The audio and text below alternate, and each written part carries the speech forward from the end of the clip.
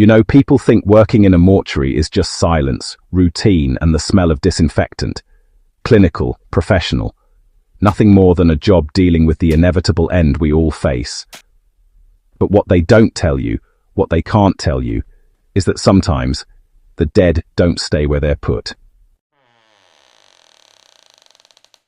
My name is Daniel. I'm telling you this story because I need someone to know what's happening, what's still happening. And maybe, just maybe, if enough people hear this, someone will do something about it. For 3 years, I worked the graveyard shift, yeah, I know, ironic name, at a small mortuary just outside of Ann Arbor, Michigan. It's one of those old buildings that's been there since the 1920s. Red brick, iron gates, surrounded by ancient oak trees that block out most of the streetlights. The kind of place that looks exactly like what it is. I left my office quietly, took the stairs down to the basement level, avoiding the elevator because it would announce my arrival. The fluorescent lights down there flickered and hummed, casting everything in this sickly green-white glow. I could hear it now. Not just the gurney. Breathing. Heavy, wet, laboured breathing that didn't sound human. And something else. A low chanting in a language I didn't recognise. The embalming room door was slightly ajar, light spilling out into the hallway. I approached slowly, my heart hammering so hard I thought it would give me away. I pressed myself against the wall and looked through the gap. What I saw will haunt me until the day I die. Mr. Halloway stood over a body on the steel embalming table. But this wasn't a preparation. This was something else. Something ancient. Something evil. The corpse on the table. I recognized him. James Morrison, 33, car accident victim, brought in just 4 hours earlier. But he wasn't dead anymore. His chest was rising and falling in shallow, irregular breaths. His fingers twitched. His eyes were open, bloodshot, glassy, but open. Mr. Halloway's back was to me, but I could see his arms raised, hands moving in intricate patterns while he chanted in that strange, guttural language. And then, God help me, and then he leaned down. His jaw unhinged. Actually unhinged, opening far wider than any human mouth should, and I saw them. Fangs. Long, curved, white fangs that caught the light like polished bone.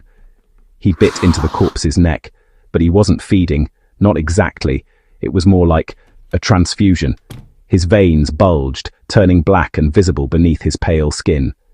The corpse convulsed, its back arching off the table. And with every second, it became less dead and more something else.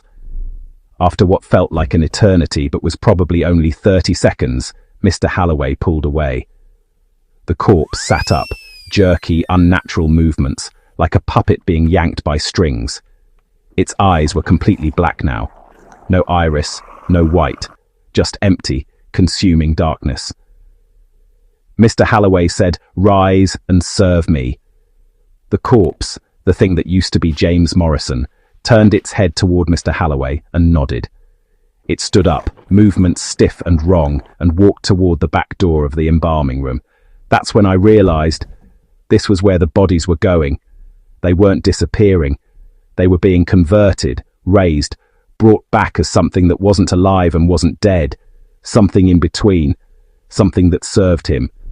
I must have made a sound, a gasp, a whimper, something, because Mr. Halloway's head snapped toward the door, toward me.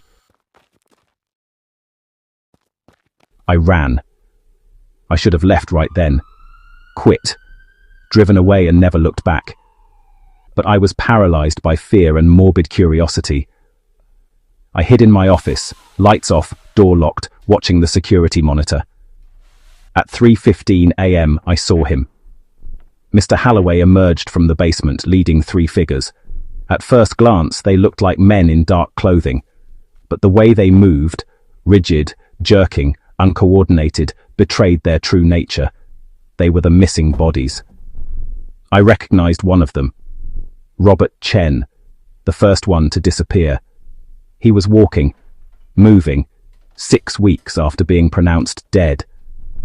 I watched on the grainy security footage as Mr. Halloway led them out the back door, toward the old cemetery that bordered the mortuary property. I shouldn't have followed. Every survival instinct screamed at me to stay hidden. But I needed to know. I needed to see. I followed at a distance, staying in the shadows of the oak trees. The cemetery was old, some graves dating back to the 1800s. Weathered headstones tilting at odd angles, stone angels covered in moss, iron fences rusted and broken. Mr. Halloway stood in the center of a cleared area, his 3 servants arranged around him.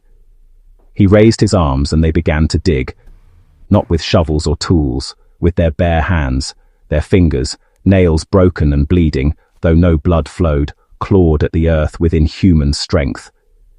They uncovered a coffin, Victorian era by the look of it. Ornate brass handles tarnished green with age.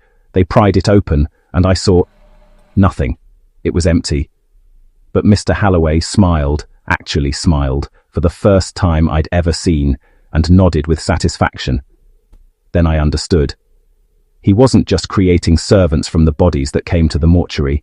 He was building an army. He was raising the cemetery itself. Every grave in this place was a potential soldier in his collection, and I had no idea how long he'd been doing this. How many were already out there walking around, pretending to be alive? How deep this went. That's when I stepped on a branch. The crack echoed through the silent graveyard like a gunshot. All 4 of them turned toward me. Their eyes, those empty, black, soulless eyes, locked onto my position. Mr. Halloway's voice carried across the cemetery, soft but clear. Mr. Halloway said, "Daniel, how unfortunate."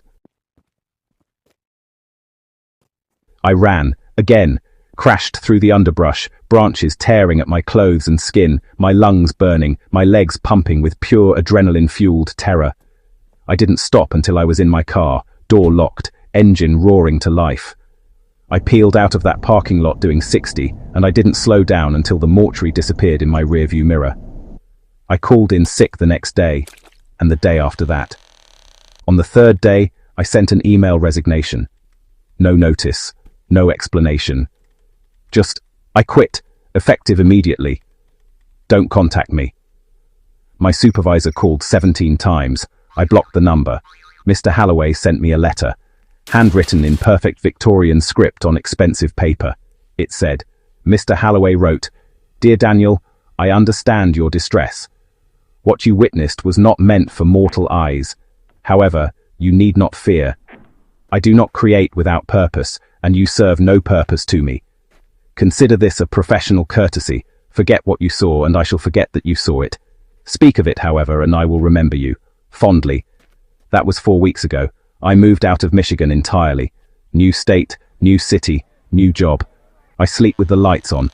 I don't go out after dark, and I check obituaries obsessively, looking for patterns, for signs that it's spreading. Because here's what terrifies me most. How long has he been doing this? How many mortuaries, funeral homes, cemeteries across America have someone like Mr. Halloway? Someone building their own army in the shadows? How many of the people we see every day, the barista, the bus driver, the neighbor who waves hello, how many of them aren't alive at all? So that's my story. That's why I worked the graveyard shift for 3 years and quit without warning. That's why I'll never work in that industry again. If this story affected you, if it made you think twice about the funeral home in your town, please subscribe to the channel. Share this with someone who needs to hear it. And if you work in a mortuary and you notice bodies going missing, get out immediately. Until next time, stay safe, stay vigilant, and remember, the dead don't always rest in peace. Sometimes